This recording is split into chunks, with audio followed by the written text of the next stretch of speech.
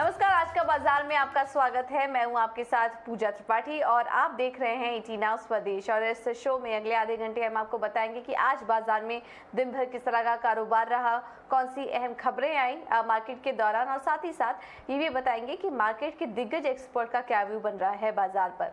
सबसे पहले मार्केट पर नजर डालें तो आज थी वीकली एक्सपायरी और 15,800 के ऊपर किसी न किसी तरह टिके रहने की कोशिश की एक्सपायरी उसके ऊपर हुई, लेकिन भारी गिरावट आज के दिन देखी गई। काफ़ी ज़्यादा कमज़ोर ग्लोबल संकेत थे और उसी के चलते देखिए निफ्टी में 400 अंकों से ज़्यादा की कमज़ोरी, सेंसेक्स में 1400 अंकों से ज़्यादा की कमज़ोरी और बैंक निफ्टी भी करीब 850 अंक गिरकर बंद हुआ। और दिन भर किस तरह का कारोबार रहा बाजार में आज के दिन, कौन से ऐसे स्टॉक्स थे जहां पर की भारी गिरावट देखी गई, ये सब जानकारी ले लेते हैं। और मानसी हमारे साथ जुड़ चुकी है पूरी डिटेल्स के साथ। मानसी बताइए। बिल्कुल, बेहद ज़्यादा कमज़ोर कारोबार बाजार में देखने को मिला। और क्योंकि वीकली एक्सपायरी का दिन था, सोमवार और मंगलवार के ट्रेडिंग सेशन से शुरुआत करना चाहूँगी। सोमवार के ट्रेडिंग सेशन में जब हफ्ते की शुरुआत हो रही थी, बाजार ने थोड़ा परफॉर्म किया। मंगलवार का ट्रेडिंग सेशन बेहद अच्छा दिखा, अच्छे खासे लेवल्स पर कामकाज दिख रहा था। सेक्टर स्पेसिफिक भी बाजार में काफ़ी मूवमेंट्स थे, पॉजिटिव मूवमेंट्स थे और स्टॉक स्पेसिफिक भी काफ़ी कुछ हो रहा था।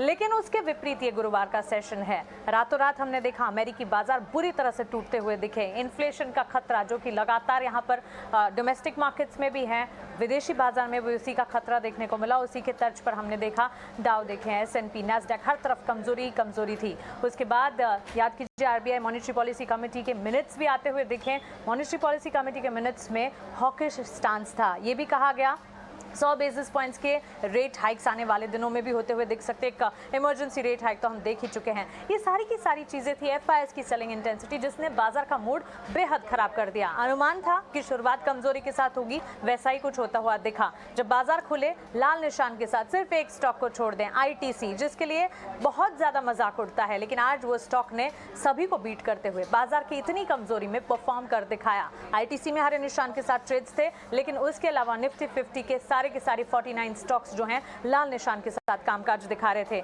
जब बाजार क्लोज हुए तब भी ITC के अलावा डॉक्टर रेड्डीज का स्टॉक था, क्योंकि दिन के दौरान डॉक्टर रेड्डीज के भी नंबर्स आए, नंबर्स काफी अच्छे थे और इसी का असर था जिसके चलते हमने डॉक्टर रेड्डीज में अच्छी तेजी देखी और पावर ग्रिड में हल्की सी तेजी नजर आई। इसके अलावा तमाम स्टॉक्स में लाल निशान के साथ ही बिकवाली का दबाव रहा।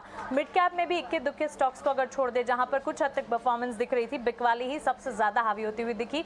और दिन के दौरान हमने मिड कैप इंडेक्स और स्मॉल कैप इंडेक्स में भी भारी गिरावट ही देखी। सेक्टर स्पेसिफिक बाजार को अगर देखें, जाहिर सी बात है कोई भी सेक्टर नहीं था जो परफॉर्म कर रहा था। बिकवाली ही बिकवाली हर सेक्टर हर पॉकेट में नजर आ रही थी। सबसे ज्यादा गिरावट जो है IT स्पेस से देखी हमने। हाईएस्ट फॉल निफ्टी IT में हमने 1 अप्रैल 2020 के बाद ये देखा। काफी ज्यादा गिरावट हावी होती हुई सबसे ज्यादा बिकवाली IT, उसके बाद फाइनेंशियल सर्विसेज, मेटल्स, फार्मा, निजी बैंक क्षेत्र, सरकारी बैंक क्षेत्र, हर तरफ लाल निशान के साथ ही कामकाज देखने को मिला। दिन की क्लोजिंग जब हुई, वीकली एक्सपायरी पे जब कटी, तो वहां पर भी हमने भारी बिकवाली के साथ ही निफ्टी, बैंक निफ्टी और सेंसेक्स में लाल निशान के साथ क्लोजिंग देखी। कल नई एक्सपायरी, नई सीरीज की इनफैक्ट शुरू होती हुई दिखेगी। देखना ये होगा कि कल के दिन बाजार किन लेवल्स पर ट्रेड करते हैं। ऑलराइट, बहुत बहुत शुक्रिया मानसी ये सभी जानकारी देने के लिए। तो कल देखना होगा कि कल किस तरह की शुरुआत होती है आज की एक्सपायरी के बाद। लेकिन दुनिया भर के बाज़ारों में हम देख रहे हैं कि कमज़ोरी बनी हुई है। शुरुआत रूस यूक्रेन के बीच जो युद्ध चल रहा है वहीं से शुरुआत हो चुकी थी और दुनिया भर में महंगाई को लेकर काफ़ी ज़्यादा चिंता बनी हुई है।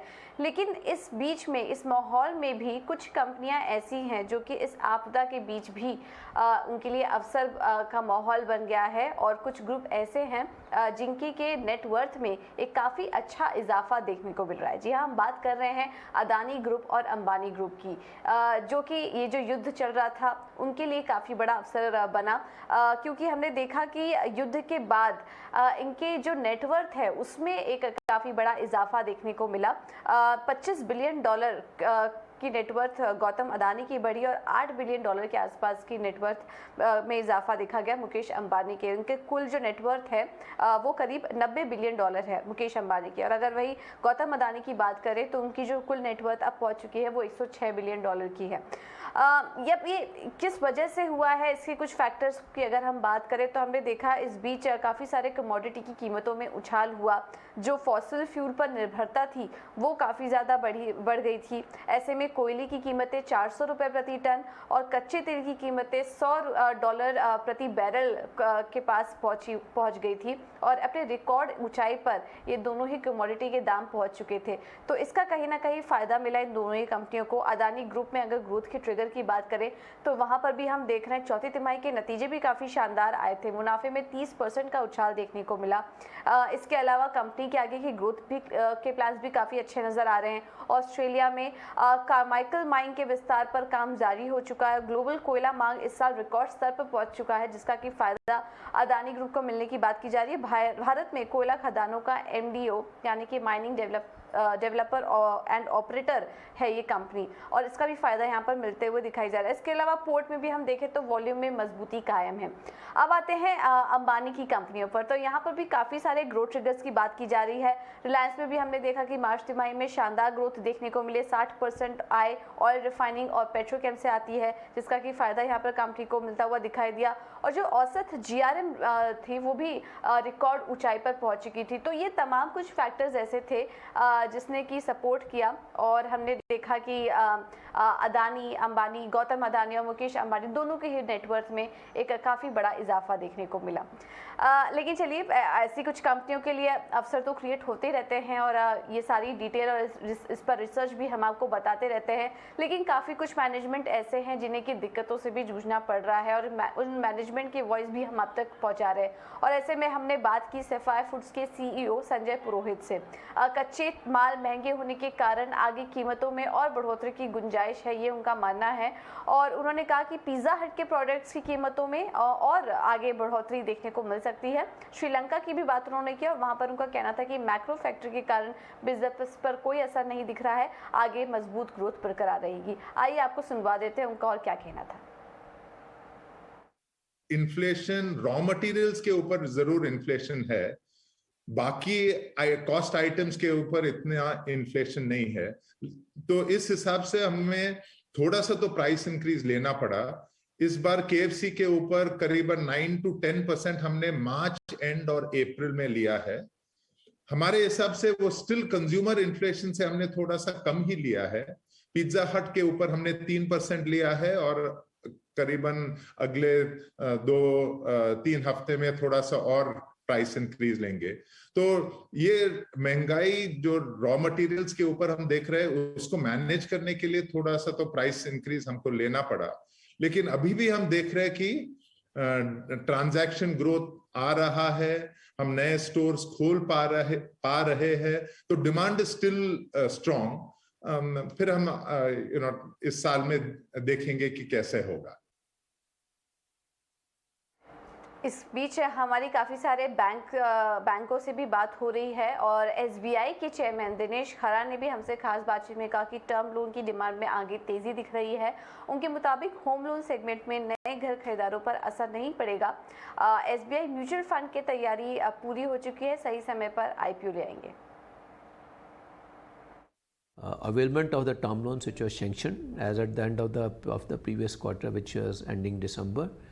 March quarter we have seen the definite traction, and even beyond also we are seeing that there is a demand for the term loan, and also the availment has also started happening. So it is actually I would say fairly broad base. It starts from renewable energies to airport to infrastructure relating to ports, and so I think it was essentially as of now it is I would say core sector, and also the infrastructure sector which is showing some positive trends.